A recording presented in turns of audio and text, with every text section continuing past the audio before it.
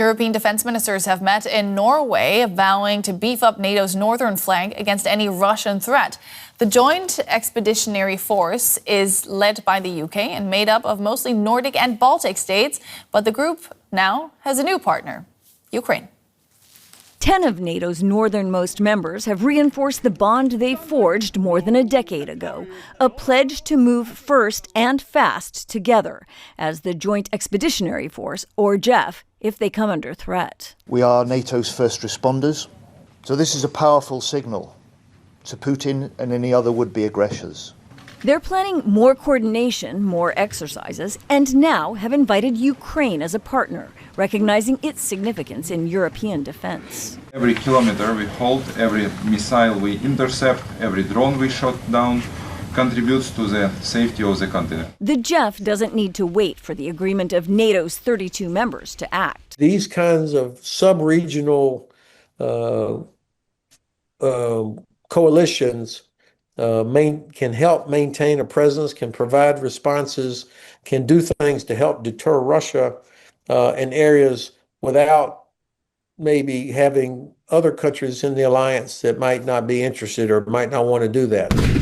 Agility is more important than ever as Russia increasingly tests NATO, busting borders with fighter jets and drones, prompting both the alliance and the European Union to pour resources into protection of the eastern flank.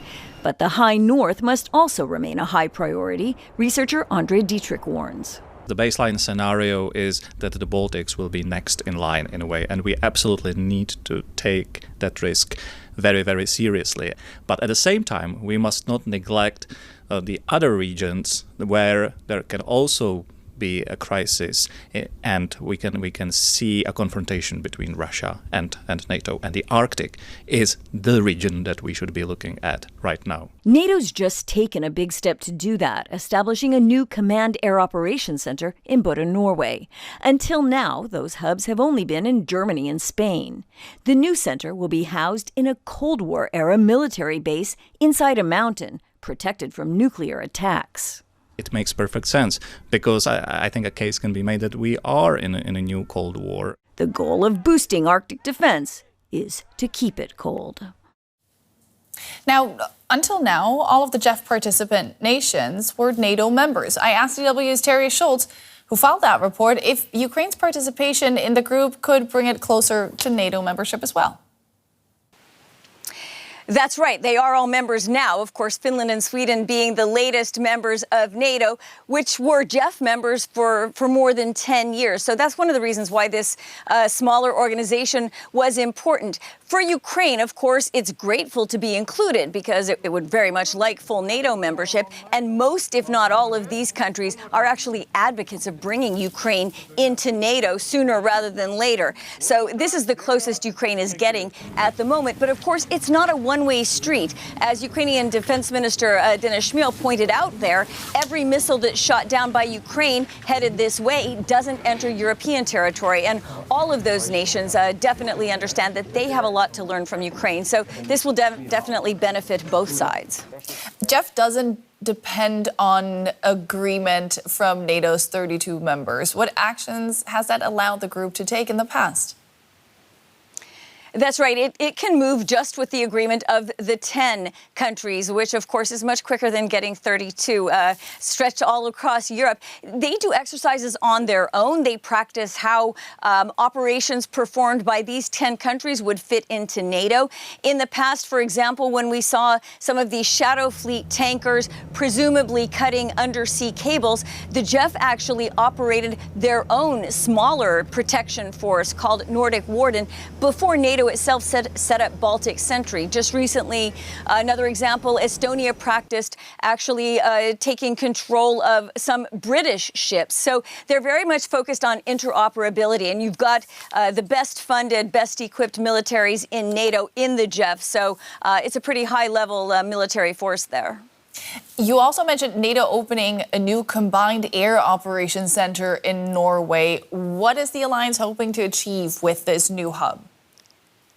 That's right, and I actually found it surprising that it's waited so long to put a big NATO flag up there, that they only had these air operations centers south in Spain and then in Germany. And with the Arctic increasingly a contested area, you know, with the Arctic ice melting and providing more transportation options for Russia, possibly China, this is really an area that NATO and the European Union as well are concerned about. So I think this provides more visibility. And just recently, some Russian jets that were buzzing NATO airspace, the interception that NATO planes made was operated out of this new center in Bodø, which has only been up and running for less than a month. So I think they really are going to sadly make good use of having more NATO forces up there. DW's Teri Schultz in Brussels. Thanks, Teri. Experts have warned that Ukrainians are at significant risk of power shortages this winter, which could affect everything from electricity to heating in the coming months. The risk comes as a result of Russia's ongoing bombing campaign, which has targeted power plants and gas infrastructure across the country. That's caused widespread power shortages and heightened fears of a difficult winter as temperatures begin to drop. And I can now speak to Federico Soda. He's the director of the Department of Humanitarian Response and Recovery at the International Organization for Migration. Mr. Soda, it's great to have you on the show. Just give us a sense of the struggles and the hardship that Ukrainians are bracing for as they head into the fourth winter of this war. Yeah, well, indeed, we're coming into the winter. There continues to be attacks on the critical infrastructure. So we are expecting a very, very difficult few months ahead.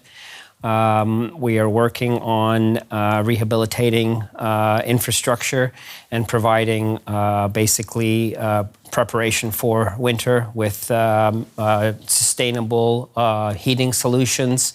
And indeed the reconstruction of housing and centers like health centers that can provide essential services. It continues to be very, very difficult for the most vulnerable. The winters are always harsh and difficult, and the continued attacks are just compounding, years of challenges. Yeah, I want to take a closer look at what the situation on the ground is like. You're in close exchange with people who are in and out of Ukraine, of course. What's the psychological toll of all of this, especially with people having the experience of past winters? Now all of this is compounded by the constant attacks on energy infrastructure. What does that do to the psyche of the people who have been displaced by war or who are hunkering down in their homes and hoping to survive another winter, essentially? Yeah, I mean, indeed. First of all, those that are hunkering down are often the most vulnerable and the most at risk. A lot of people that were able to have moved or have left even the country. So that's the starting point in terms of who's let's say stayed. But then, of course, it takes an unimaginable toll on mental health, and just on it's repeated displacement for a lot of these people and a lot of these communities. So they've been displaced multiple times, and sometimes otherwise they've stayed in place but have been subjected to the attacks and the shelling. So all of this, in the absence of also critical infrastructure and services, it's it's a very, very difficult situation. What obstacles is your organization encountering as you try and assist the people in need? Well, funding is always an issue. There just aren't enough. Resources, and some of the areas are indeed, because they've been subject to the repeated shelling. The amount of work and rehabilitation that needs to take place takes time, and time isn't on our side. Winter is coming regardless. And so these are huge challenges in terms of getting the assistance to people in time and getting them prepared for winter in time for it. What are you focusing on as we enter this fourth winter? We're focusing on rehabilitation to improve living conditions, access to services, and preparation for the winter with heating and housing materials. That was Federico Soda, Director of the Department of Humanitarian Response and Recovery at the IOM. Great to have you in the studio today. Thank you. Thank you so much. Thank you.